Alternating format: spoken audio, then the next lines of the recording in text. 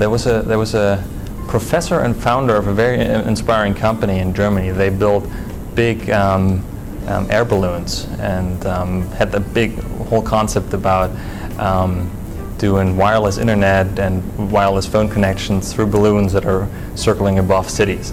It never went off. It actually failed. It was a big bankruptcy. But the inspiring talk from that guy was really what hooked me. And I'm like, hey, there's something else. You got to do probably something on your own.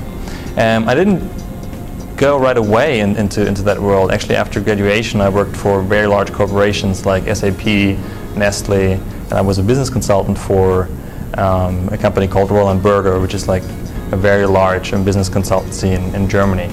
And there I realized something is just like being this little fish in a net didn't feel right. I went to Leipzig, got an MBA there, and in that school I felt there's a big entrepreneurial drive. So there's a lot of founders, there's a lot of MBAs that actually started companies later on, and also the entrepreneurship professor was a very successful professor that inspired me to try it on my own.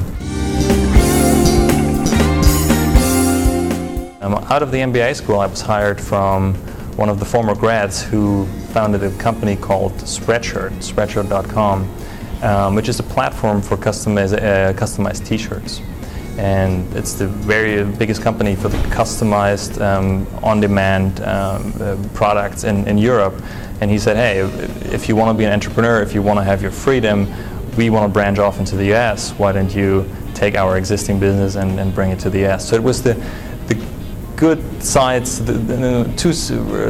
like really the advantage of having basically an established company, what I was used to from before, in a very entrepreneurial mindset, and then obviously the new market that was out here in the US to be conquered. So I came here right out of MBA school and took the business from really literally 0 people starting to about 80 employees and shy of $10 million in revenue.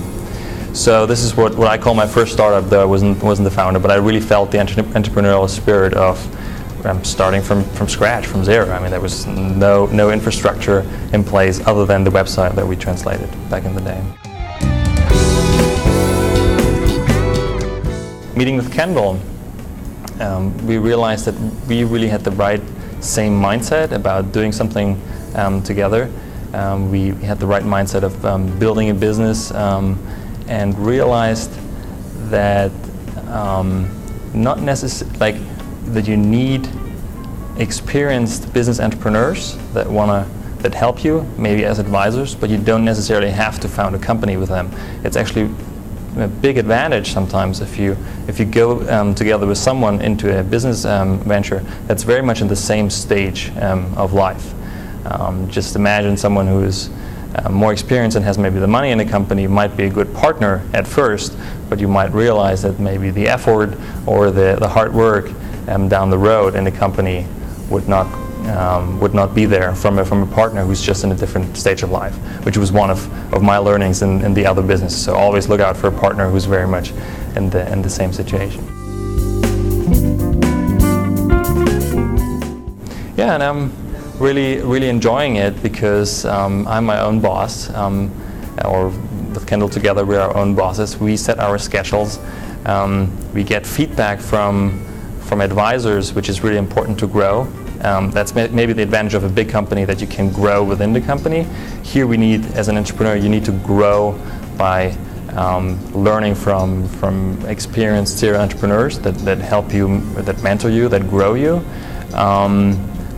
But the good thing is that I can come into the office and there's no one telling me what to do. I know I need to think by myself. This is the priority. This is what I want to achieve today. This is what I have to achieve in order to be successful. And really the biggest driver for me is this degree of freedom, that really at any time I can do whatever I deem appropriate. And I think that's what I missed in all the experiences I had prior in big corporations, where you're really just a little piece of a larger chain. Well, actually, the interesting background on me is I'm from former Eastern Germany, so there was no entrepreneurism whatsoever, if you want to believe that. And I actually feel that in Germany, the degree of entrepreneurism is a lot lower than here in the US, and that's really what inspires me and kept me in the US even after leaving my first startup, because it's a lot easier here to found a company. I think the whole country is set up to support entrepreneurs, and a big difference, for instance, to Germany is that once you failed with a startup there, this is being regarded as a big disadvantage for you. Oh, this guy, he failed in a startup. Versus here, it's like, wow, this guy already failed. He knows what not to do. It's actually a big advantage. And this is really why I want to be here. I always felt that in the US, it's easier to grab for the stars, and everybody is, or a lot of people are supporting you along the way. Whereas in Germany, with this whole safety net approach, the mindset is very different. The life can be very different if you really take charge of your own destiny, and that's really what I wanted to do, and not be just someone who goes to work from 9 to 5 and gets maybe 30 days of vacation, which is really great. Think about how many days of vacation you get in the US. But yeah, that didn't seem, that was me. And really, it was an enlightenment, I want to say. Like speaking to successful people that it's possible and that I can do it myself. And this is really important because you have to believe in yourself, and you have to try. And just having a good idea is not enough. You have to just start and learn along the way. And this is really important, the learning factor. Try always to learn from the mistakes others did, from the successes you had. Analyze. I'm very analytical. Really try and, like, once a month I write down, this was good, this was bad. I'll try to improve on certain skill sets, or I want to improve on certain methods and approaches, or we had an issue with an employee. Next time we will try to handle it differently for at least in that reasons. So really growing, feeling the entrepreneurism as a journey, as a way of life, I think is really important, and you have to feel it. I mean, if you're all about something else, if you're not really passionate from 9 a.m. in the morning to 12 a.m. at night for what you do, then you probably shouldn't embark on an entrepreneurial venture.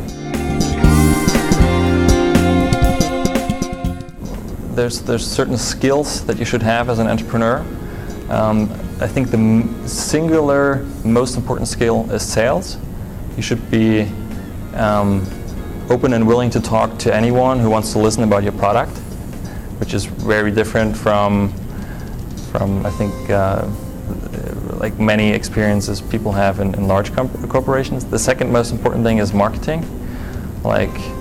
And I continuously feel that I can improve on both fields, like copywriting, like making a compelling marketing statement on the website or on a brochure, or speaking to someone. This is really something where you can learn a lot from the very successful people.